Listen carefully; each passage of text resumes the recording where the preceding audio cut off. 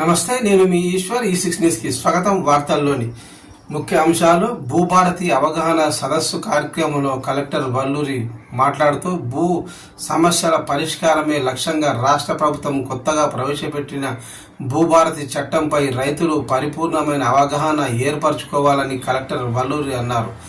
ఈ సందర్భంగా జిల్లా కలెక్టర్ క్రాంతి మాట్లాడుతూ భూభారతి చట్టంతో రైతులకు చేకూరే ప్రయోజనాల గురించి కలెక్టర్ పవర్ పాయింట్ ప్రజెంటేషన్ ద్వారా రైతులకు వివరించారు. భూ సమస్యలు కలిగిన రైతులు ఏడాది కాలంలోపు భూభారతి పోర్టల్ ద్వారా దరఖాస్తులు చేసుకోవాలని సూచించారు.